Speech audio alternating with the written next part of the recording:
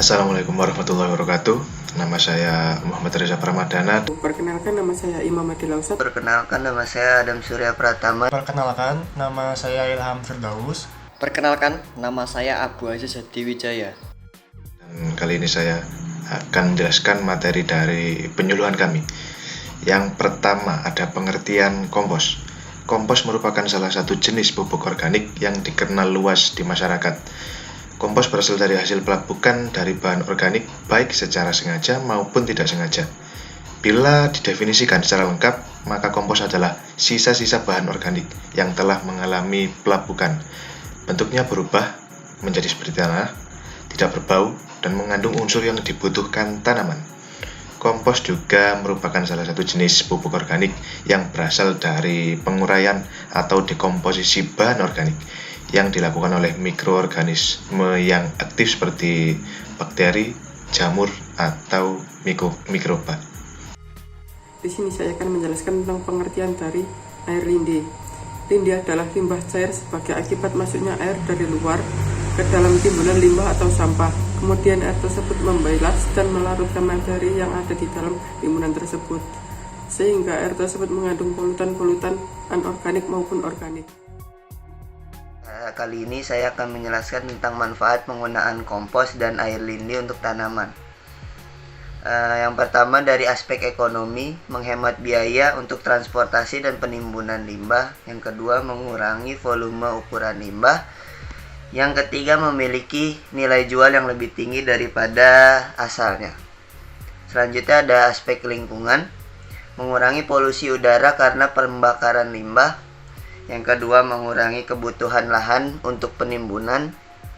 Dan yang terakhir, aspek bagi tanah atau tanamannya itu sendiri. Yang pertama, meningkatkan kesuburan tanah, memperbaiki struktur dan karakteristik tanah, meningkatkan kapasitas serap air tanah, meningkatkan aktivitas mikroba tanah, meningkatkan kualitas hasil panen, menyediakan hormon dan vitamin bagi tanaman, menekan pertumbuhan atau serangan dari penyakit tanaman, dan yang terakhir meningkatkan retensi atau ketersediaan hara di dalam tanah.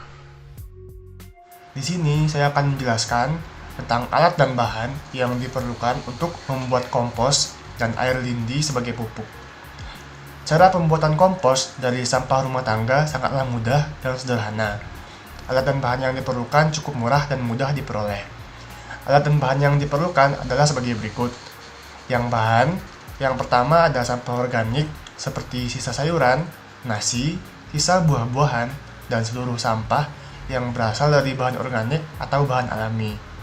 Yang kedua ada serbuk gergaji atau tanah atau pupuk kandang sebagai inokulan. Yang ketiga ada aktivator, yaitu zat yang akan mengaktifkan kerja organisme pengurai, sehingga akan mempercepat proses pembusukan dan penguraian bahan organik.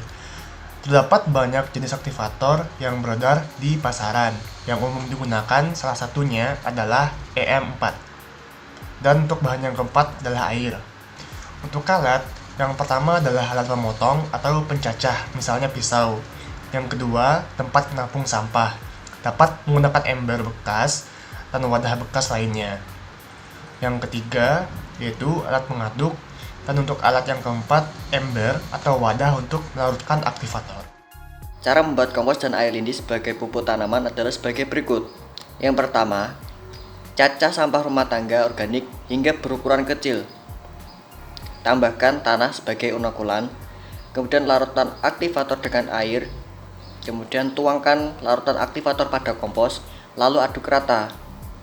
Kemudian dimasukkan dalam komposter, lalu tutup rapat. Aduk seminggu sekali agar aliran udara dalam wadah berlangsung baik. Tunggu 3-5 bulan.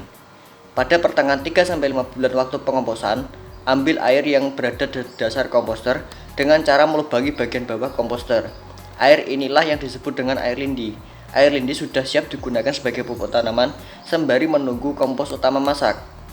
Kompos yang sudah jadi siap digunakan.